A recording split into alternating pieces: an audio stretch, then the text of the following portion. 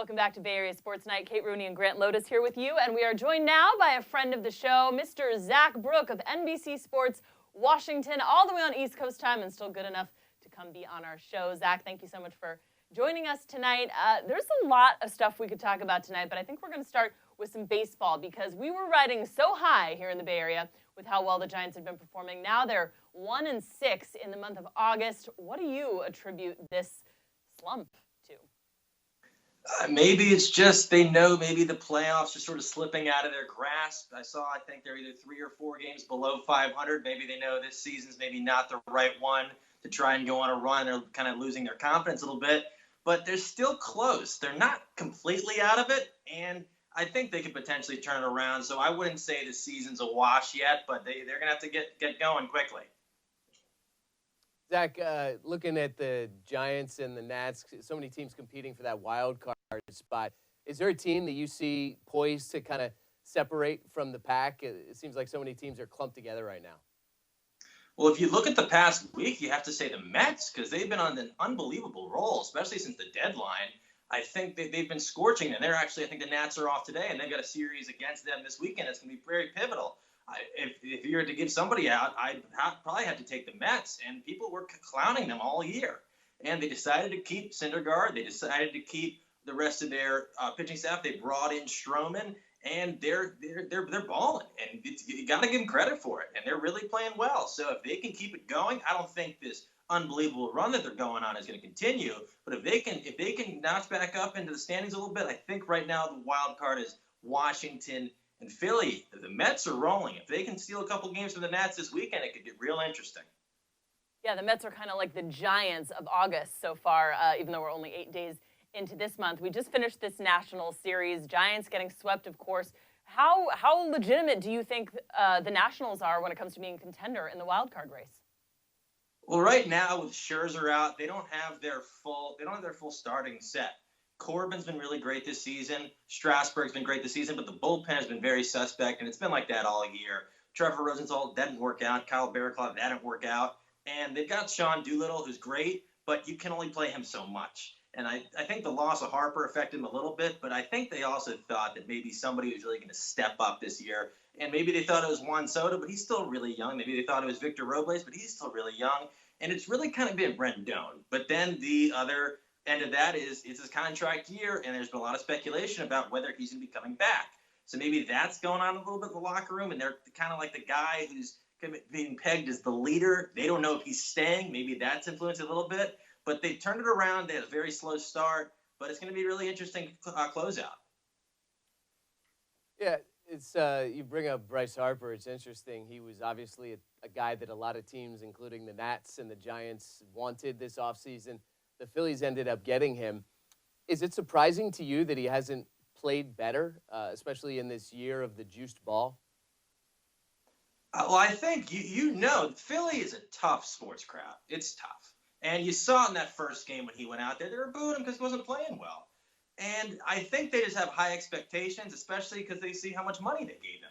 And when you look at in that regard, he should be nothing short of excellent, and he hasn't been. He missed the All-Star game, and it really makes them kind of look like maybe it was the right investment, because I know initially they were contemplating trying to pair him with Trout. That didn't happen. See, then you got him. And then you've got a couple other pieces there. You've got some interesting pitchers, but they haven't. A lot of people thought they were going to be running away with the division, and they haven't.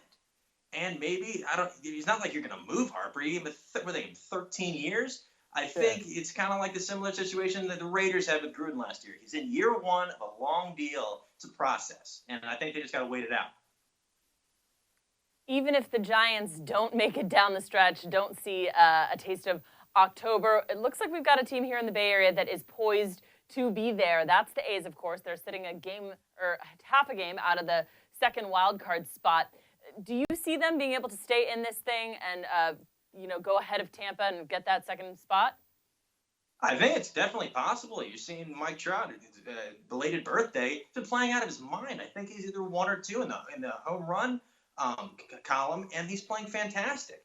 And I think he needs to get out of his shell. And I think that'll really make people think, okay, this team is legit. Because you see him as that quiet superstar. You see him as that kind of like Andrew Luck kind of character, that mild-mannered guy he's gonna quietly put up these incredible numbers, but he's not really. People don't really consider him a force because he's so gentle. If he can kind of get that killer mentality going, maybe that can invigorate the team's spark or run. But I don't know if that's him. It's going to be really, really interesting to see what happens. Want to switch to football, and I assume you've been following the Antonio Brown saga. Hard Knocks debuted this week, and there's this whole cryotherapy issue with his feet. What's the national conversation when you talk about what's wrong with him and why the Raiders are being coy about the exact nature of the injury, and what Raiders fans should expect from Antonio Brown in light of this bizarre injury? I think the whole situation is fascinating because you saw the outbursts he had that got him out of Pittsburgh, and then he went to Oakland, and everybody thought, okay, everything's going to be all fine. But he's a character. He's got a big personality, and that was clearly evident when he showed up to training camp on a hot air balloon. Yeah. So, but this doesn't feel like just kind of antics. This just feels sort of irresponsible. And people keep thinking it's frostbite, but you look at that picture right there. When you go into the cryotherapy machine, you're only in there for 2 to 4 minutes, and frostbite really can't form that quickly. So I heard another opinion today that some people think it's trench foot, which is pretty similar, and it could be similar. It's basically because he wasn't wearing the correct padding, and it affected his feet in a negative way. And you really don't know when he's going to come back. They're saying he's day-to-day, but you saw it in Hard Knocks. You've seen it in training camp. He can run. His strides are fine. But when he's trying to cut, I think that's when the blisters on his feet are affecting him, and that's an issue. If that's the case, he's not going to be ready for week 1. Wait. So trench foot, Googling it here, a medical condition caused by prolonged exposure of the feet to damp, unsanitary, and cold conditions. Yikes. I mean, honestly, what was this guy doing? I don't know. Conspiracy theorist, Zach.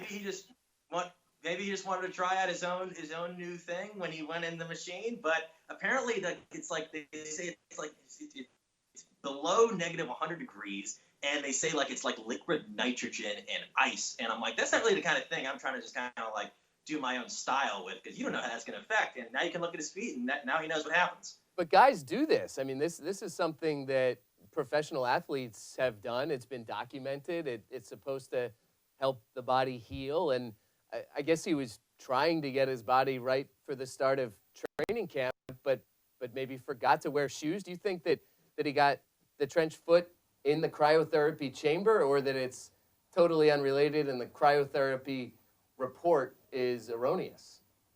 I think it probably happened because it's way too descriptive for that to be completely made up. And if that's the case, if it's a real medical issue that they're using to disguise as this mishap at this clinic, that's an even bigger issue. I think it was just kind of he went for treatment, he didn't put on the correct footwear, and this is a result. And that's the most plausible explanation, and that kind of makes sense. If it was something else, that's a bigger issue, and that'd be even more concerning. But I think hopefully, they said it's just mostly blisters, and you see him running. If he's running fine, he's showing up for practice. I know he's not practicing. I think it's going to be hard to incorporate him into the offense because they wanted to make him a major factor day 1. But I think they'll get it done. Just hopefully they can give him the medicine or the antibiotics that he needs, and they can just get this situation out of the way. Why wouldn't the team just say what's going on and minimize the distraction? Why be so coy? I think even with Hard Knocks, they didn't even bring it up, which means the team didn't want it on there.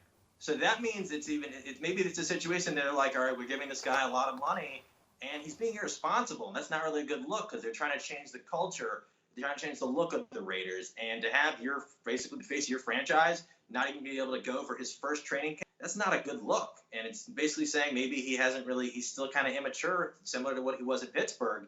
And that's not a good look at all. Maybe just trying to keep it under wraps to kind of just play it off as a medical thing. Maybe they think people will stop talking about it, but why would he post a picture?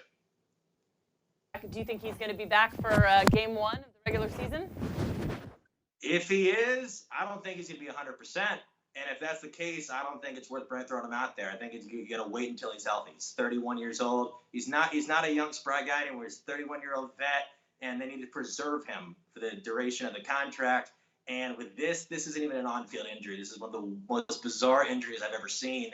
And they're not going to have a lot of notes on this to players that have had this in the past in recovery time. This is something completely new. And I think they're going to try to play this out until all the symptoms are gone.